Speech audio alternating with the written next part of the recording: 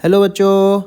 तो इस सवाल में बोला है the gas between two long coaxial cylindrical surfaces is filled with a homogeneous isotropic substance.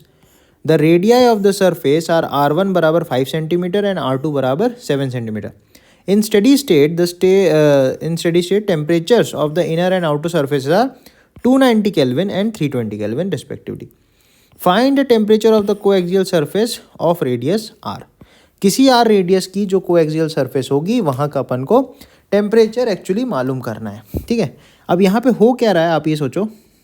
Suppose मैंने ये कोएक्सियल बना दिया और एक और अपनी जो सिलेंड्रिकल शेप की पाइप समथिंग है वो ऐसा है। ठीक है, अब यहाँ से इसका अंदर का रेडियस तो 5 सेंटीमीटर है और बाहर वाले का रेडियस अपन को पता है 7 सेंटीमीटर है। ठीक है, अब एक बीच में एक अपन को पतली सी सरफेस इमेजिन करनी है। ठीक है, इसकी थिकनेस जो है वो कुछ dr होगी और ये जो है ये सेंटर से कुछ r दूरी पे होगी। तो इससे जो हीट निकल रही होगी अगर मैं ऊपर से दिखाऊं तो ये एक्चुअली कुछ ऐसा होगा और इसमें से जो हीट होगी ना वो ऐसे करके हर डायरेक्शन में सिलेंड्रिकल टाइप से निकल रही होगी। तो उसी का अपन ने ये साइड व्यू थोड़ा सा बना दिया है। ठीक है, अब अपन को पूछा है कि क्या टेम्परेचर होगा ये r दूरी पे जो सरफेस लिए उसका। ठीक है, तो अपन को पता है जो हीट करंट होगी I, तो उसको अपन कैसे लिखते हैं KA delta T upon delta X कितनी लेंथ से पास हो रही है।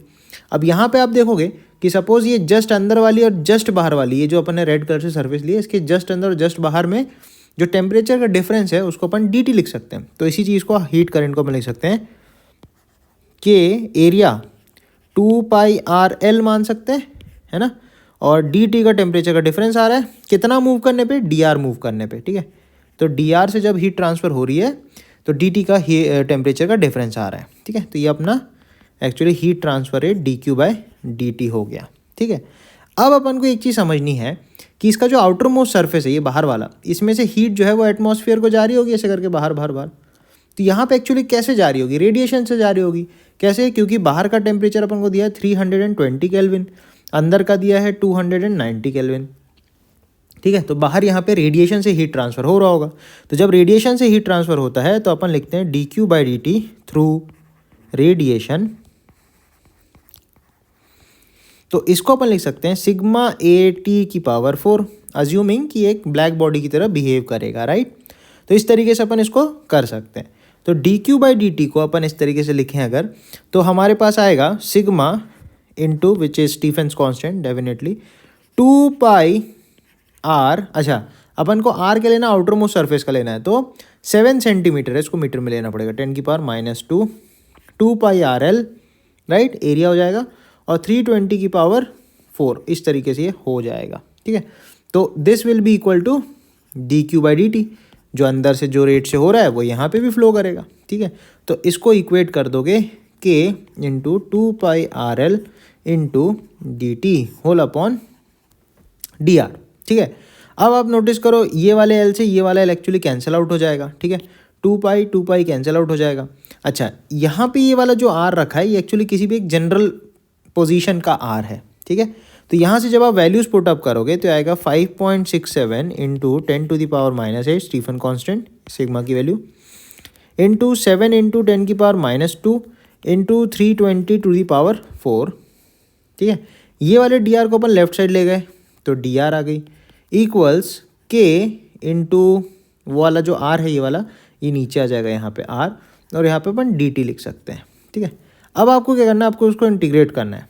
ठीक है, ये देखो ये सारी चीज़ तो कांस्टेंट ही बैठी है और ये अपना कोएफिशिएंट ऑफ थर्मल कंडक्शन, ठीक है, कंडक्टिविटी बेसिकली k दे रखी है। तो अंदर जहाँ 290 डिग्री टेम्परेचर है वहाँ का रेडियस कितना है 5 सेंटीमीटर, तो 0.05 मीटर में बोल सकता हूँ। ठीक है, और बाहर किसी r रेडियस पे टेम्परेचर सोच सकते हैं t होगा तो वहाँ का रेडियस कुछ r हो जाएगा।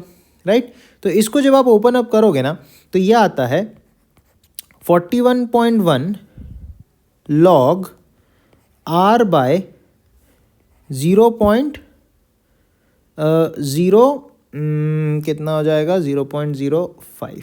ठीक है, ऐसा हो जाएगा। This must be equal to k times temperature का डिफरेंस कितना आ रहा है T-290। अब यहाँ पे अपन को बेसिकली ऐसा कुछ फंक्शन देखने को मिलेगा जहाँ पे ये टेम्परेचर जो है किसी तरीके से इस आर का फंक्शन आ रहा है।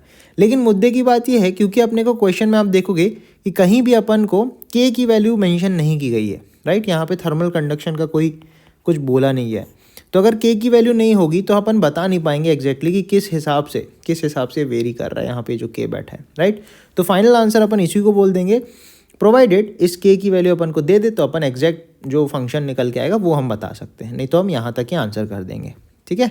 So that's all for this question. Thank you बच्चों।